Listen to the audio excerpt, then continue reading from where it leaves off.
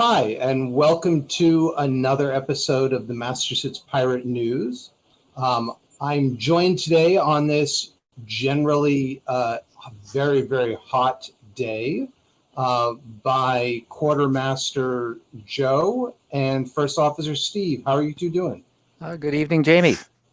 I am doing fantastic. Wouldn't want to be anyplace else. Hopefully, I don't get hit by lightning. Well, we Hopefully hope nobody none of us gets hit by lightning. But yeah, that's so true. Hopefully, none of us do. So, as folks have noticed, we're in the middle of a heat wave.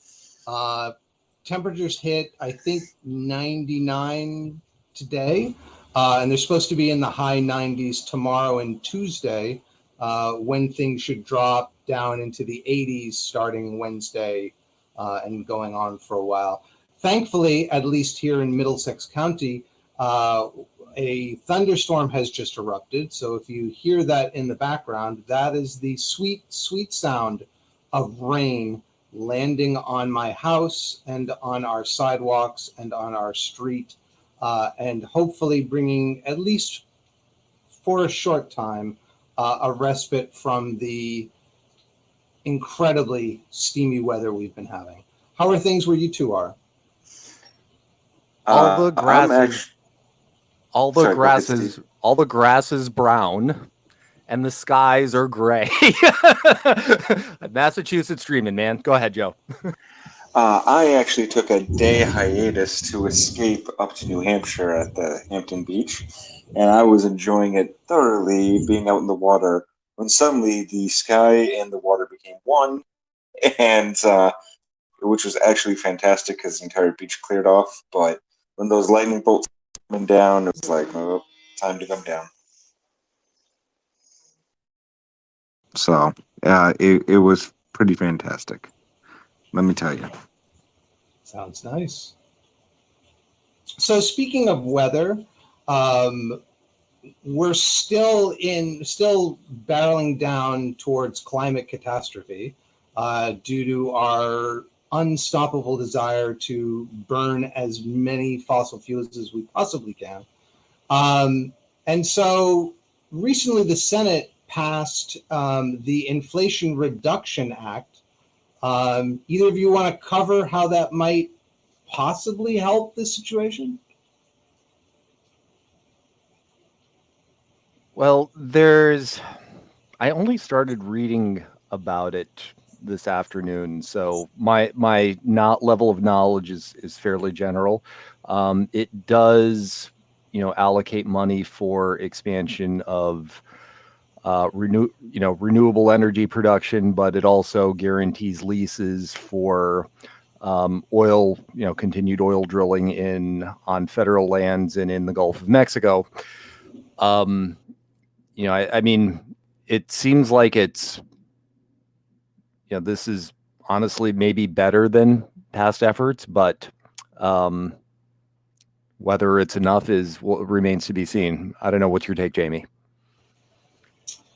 Well, they've allocated $369 billion to be spent over 10 years, which, as our friends Extinction Rebellion point out, would be roughly 4.6% of the present military budget per year, where the military spends, I think now at least 800 billion annually. So considering we have a potential existential threat from a warming planet and the, as I said, impending climate catastrophe, rendering, trillions of dollars of infrastructure no longer habitable because it's either underwater or because it's just too hot. And who knows what it's going to do to farmland. I think our priorities are skewed. Yeah, I mean, it's not just it's either too hot or too cold. You know, excessive heat will damage infrastructure that was not not built to withstand it. The same thing for excessive cold, to wit, the a fairly catastrophic electrical system failure in Texas a couple of winters ago. Not to mention all the flooding that just happened in Kentucky. My heart and thoughts and prayers go out to them as well. And then add in wildfires and fire tornadoes and woohoo, second coming of something. I guess second coming of what, the Permian extinction, perhaps. That's not a good thing. Certainly, probably not going to be an asteroid. We can hope. So yeah, some of the other things. Climate Human on Twitter, Peter Kalmus, who I believe works for NASA, pointed out some of the good things that are in this bill, including tax credits, more EV tax credits. It is paid for by taxes on corporations and the wealthy, which is amazing, and actually has a fee on methane leaks over federal limits, starting at $900 a ton and rising to $1,500 a ton, although it's unclear how that's going to get enforced. There's 60 billion over 10 years in incentives for domestic manufacturing for solar, batteries, heat pumps, and another 60 billion for projects benefiting disadvantaged communities that bear the brunt of impacts. 20 billion to cut agricultural emissions, 5 billion over 10 years for forest conservation and restoration. There's more credits for heat pumps, heat pump water heaters, induction stoves, and electrical service upgrades. 30 billion in tax credits for new wind, solar, other clean energy products, and 27 billion for R&D for clean tech. But as Steve mentioned, it doubles the amount of public lands that the Department of Interior has to make available. So currently it's 1 billion, now it would be 2 billion. And additionally, every year, 60 million acres of offshore waters for oil and gas drilling each year for a decade. Yeah. Yeah, I mean, it's better than nothing, Mm-hmm. but it's also potentially accelerating things in terms of more extraction, more fracking, more oil and gas extraction. One hopes not coal. Oh my God. Yeah, there's, and I think I've said this on earlier episodes. It's the places where we can shift, point sources like, electric power generating facilities, where you can replace them with something that doesn't emit CO2, is a win. At a certain level, though, in the United States, at least, a lot of our carbon emissions are just driven by sort of like what have become national aspirations. You want to go someplace, you get in your car and you drive someplace, and that's kind of like a cultural norm. And in just a lot of areas, it's not practical to walk down the street to buy, like a loaf of bread and a and a quart of milk, for example. EVs are nice, but they still, unless you are charging them completely with renewables, there's still a carbon footprint. It just depends on how the electricity is generated. And, we're going to have some, I think, some serious discussions about lifestyle. I mean, there's a whole lot of levels to this, and this gets at some of them, but there are some that I am still quite concerned about. Yeah, I would say we should start with the lifestyles of the rich and carbon profligate folks, all those billionaires that are jetting around at a whim to go from local city to local city or across the world. Why don't we start with them? I mean, I saw on Twitter someone's coming out with a Mach 2 airliner in a couple of years, which I guess the military could use that to shuttle people, important VIPs, but that's not going to be efficient. I don't think Wasn't it's there going to a be meme? Wasn't there a meme about it was one of the major singers jumping on a jet to go get a coffee? I think I did hear that. Yeah, I'm not going to say who. I don't remember who it was. But. I remember a certain model and I guess reality TV personality doing like 17-minute flights. Like, oh.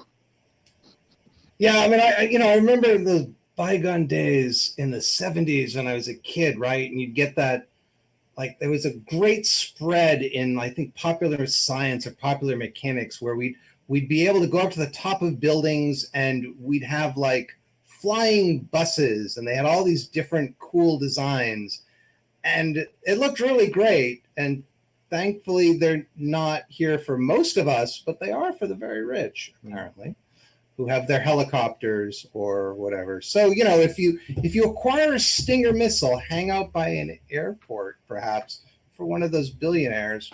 I'm not saying anything. Hey, I want my flying bus. I'm okay with having a bunch of like little mini Zeppelins, going around. The new version of Tesla, and just battery operated. I mean, I'd go on an airship, man. That'd be cool. As long as it's electric. With a giant tether, right? Or it's powered beamed down from space. We put solar. Well, you think if it's floating, in space like I'm thinking more like the Final Fantasy airships, where it's a ship, it can go in the air, don't know where I'm going. Well, I know there was something coming around where someone came up with a flying airliner hotel that would be nuclear powered and would be able to basically like taking a plain version of a cruise ship and sticking it at 30,000 feet. I guess it would never land because literally, I don't know how it would get off the air because literally there's not an airfield big enough for it. But it was cute to go around. But I think people have some weird priorities. I would so book a flight on that. So book a flight. Maybe we can just go around the equator. We could take the little mini buses up and down it. Little Zeppelins to land on it. I don't know. I'm hoping for a beanstalk, You can go straight up to space, and then we can put a ring around the equator and connect a bunch of beanstalks and just kind of go up and then go across the beanstalk at somewhere. I don't think you have to be L5. No, it's not L5, but it's, geosynchronous orbit and then come back down somewhere on some other continent. That'd be cool. And that could be solar. That'd be easy enough to be solar. All electric, man. So another thing in the bill is, for once now, Medicare can negotiate drug prices. However, they're only allowed to negotiate up to 10 drugs per year by 2026, and eventually they get to 20 drugs they can negotiate per year. Why you cap that, I don't know. But the $35 cap on out-of-pocket cap for insulin costs, unfortunately, was not part of the bill. I think that lost. Why? 7. Why was insulin not part of it? 43 against. Sorry for interrupting, Jimmy, but why? Why was insulin not a part of it? Wasn't that like the big thing that got that whole thing pushed in there? I mean, it's the filibuster, right? I mean, it's 60 votes, and so only 7 Republicans jumped ship from the crazies, and the rest are like, yeah, I don't have insulin. No one in my family has insulin, or I'm wealthy enough to pay for it, even though it's exorbitantly cost and has been out of patent protection in, I don't know, decades. Yeah. Would it be too snarky if I said, okay, 20 drugs, so you've got Viagra, Cialis, what are the other 18? I think there's another ED drug out there. I wouldn't know, but I believe there's not. Yeah, no. Let's hope those aren't high on the list. There's a lot of other more important life-saving drugs that should be on the list. Oh, God. Man. Yeah, so that's the bill. It goes to the House next, where the House basically can vote up or down, or they can modify, and then they have to come back together and negotiate. And Biden wants to be able to pass this, and the Republicans are going to do their best to say this will cause more inflation. I don't know. Building supply, man. Building supply doesn't. The increasing supply does not cause inflation. It's the opposite of inflation. Yeah, I mean, considering how much that the price of fossil fuels like gasoline has been behind our current round of inflation, that's a poor strategic decision where, you basically build your economy around the cost of gas. And then when the cost of gas goes through the roof because of whatever going on in the world, it's, everyone panics. Well, what did you think was going to happen? So, I actually have a little bit of hope on the inflationary side, although who knows, it may be completely unfounded, but, I'll take the little bits of optimism where I can get them. Yeah, I mean, another big factor in inflation that people aren't talking about is the increase in the cost of renting houses. And a lot of that is due to Wall Street coming in and buying up large numbers of properties and then jacking the rates up. Well, there's actually a more significant reason, which is just we have a really significant housing shortage. During the last 20 years or so, we have not built enough, particularly after the mortgage crash of 2008. And, along with, in the Boston area right now, the average selling price of, say, a single family home is $900,000. And the reason it's $900,000 is because when one of these things changes hands, someone agrees to pay that price and someone agrees to accept it. So although it's really expensive, you can make an argument that it's the right price. Yes, it's too high, but there's reasons for that. Yeah, and you certainly talked about how Arlington, which is where you are, consciously made a decision to actually have less housing in the town, and that over time, from the 70s, the number of housing units declined. Correct? Oh, no, we've increased, but the goal back in the 70s, yeah, I mean, Arlington did what a lot of, inner core metro suburbs did, which was to just, try to limit the growth of, it was called growth management, where you say we want to limit the population for whatever reason. There's contextually, this is sort of like a couple of years after, like the United States enacted fair housing rights, where where lenders had less ability to deny someone a loan because they were Black. And I mean, in Boston, so Arlington did we passed an apartment moratorium in 73. We downzoned the town in 75, and then, progressively did some more downzoning through the later decades. But what was going on in the Boston area, or in the in the early 70s? Restore our alienated rights, the soiling of old glory, and just like busing riots. So I could at least understand the mindset of, you're in what was then like a 98, 99% white community near Boston looking at, riots going on 5 miles away in Boston and just saying, yeah, it's Well, still, was... I mean, I don't agree with the position, but I can understand where someone might have had it at that point in time. Yes, certainly the red line, there was a plan to extend it into Arlington, if I recall correctly. And the people, some people in Arlington were vehemently opposed to that. So it ended right at the border at Alewife. Mm-hmm. Yep.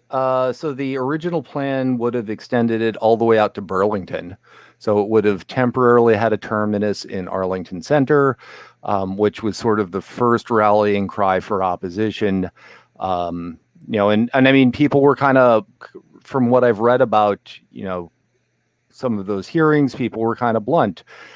If the red line ends in Arlington, then it, won't take any genius for, to figure out it will be too easy for the inner city riffraff to figure out how to get here. And I don't know what. Yeah, I don't know. I remember living in the South End and going to a gaming store in Arlington, and literally would be get off, take the number 1, the what used to be the Dudley Harvard bus, and take that now Nubian Square to Harvard bus, and then get off there, and then take another bus in Arlington. It's not hard. It's kind of strange. I guess it's slightly harder, but. I don't know. Harvard Square is a transfer station between the number 1 and the number 77. So right, that's what you got to do. What's going on with the? Sorry for interrupting. Yeah, go for it, Joe. I was going to say, what's going on with the T right now with the orange line? Oh my God! Oh. So there have been a series of accidents. Let's see, there are trains that just moved on their own. I guess the brakes were off and they went. There was one guy on the red line. On the orange line, there was like a massive fire such that people had to knock out the windows to get out of the train. One person apparently left off of the bridge that they were on into the water. Plus, there's that dude that got dragged and killed. Mm-hmm. Right. Yeah, that's also the red line. So, yeah. Man. There's and we also have had buses had at least one bus catching fire. I'll be snarky and say it went total feng hua. That was a new bus, though, right? That was one of the natural gas buses. Really, I don't know the age of the equipment. It looks fairly new. The other thing is, I mean, they're tearing down the bus electrical lines that emanated from Harvard and went up into, certainly I think Arlington, right? No, it went up Mass Ave. They went into Cambridge. I know that the catenary lines were removed from the 77A route to North Cambridge. I'm not sure about other routes that had them, like going into Belmont and Watertown, for example. But I guess like right now we're looking at the orange line being out of service for a month, right? In order to do track repairs. And I think parts of the E line, the Arborway line not Arborway. Is it? Yeah, I guess it would be Arborway line. Heath Street.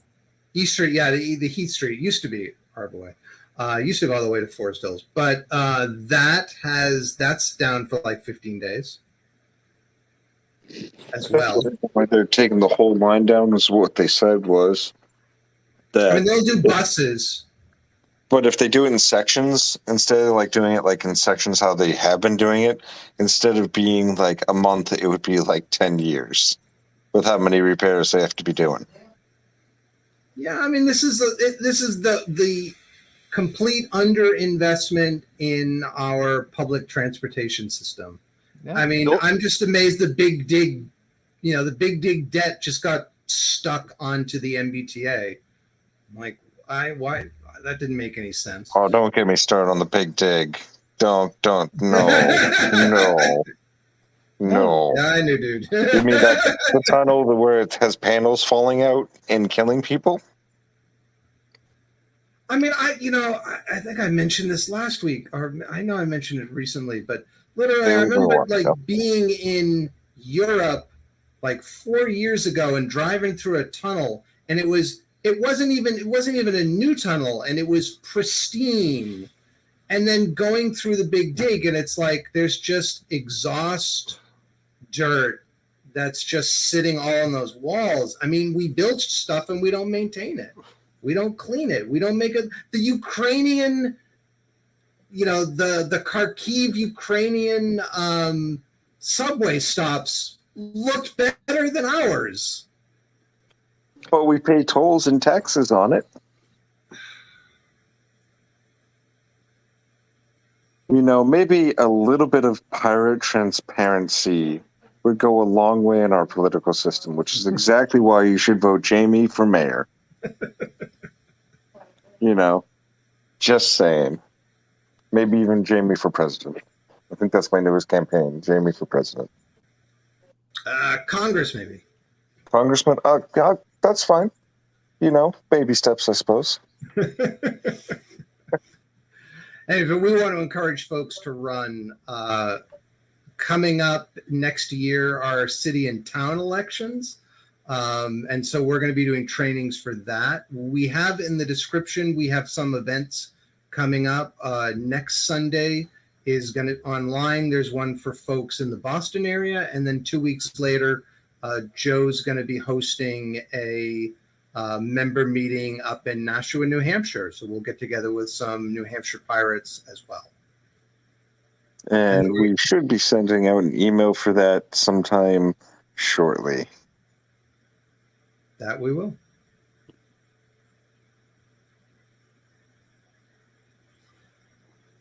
Any other suggestions for topics we should cover? We should definitely think deeply on getting some live action stuff going on where we're out there meet and greeting the world and out there like kissing babies and shaking hands. I think that now that most of the pandemics, hopefully we avoid a war with China, but Or Russia. Or instead any other violence. But I think in getting out there, doing some live events, I think this should be in our up and coming future. That sounds great. I mean, just for folks to know, the Mesh Boston Network is going to be at the MIT Swap Fest on the 21st of August. That is in a garage, so it should be fairly cool, or at least cooler than the surrounding area. So if you want to come by, it's always an interesting event. They'll be talking about what they're doing to build a private community-controlled internet in the greater Boston area. So you can find them at meshboston.net. You can find us at masspirates.org. And as always, please, you can sign up for a mailing list. We have a link in the description below, but you can also like, share, subscribe, and otherwise give us a comment about these videos, what you like, what you don't like, so we can improve them going forward. And if you're interested in helping, send us an email, info@masspirates.org. We're always looking for people to produce or just be talking heads like us. So anyways, thank you both for joining. I hope you have a wonderful week, and I hope vacations are in your future. And you as well. Hopefully we get to enjoy this weather while it's still reasonably able to be enjoyed instead of either sweltering or frozen. That would be nice. All right, take care, folks. Thank you very much. Bye.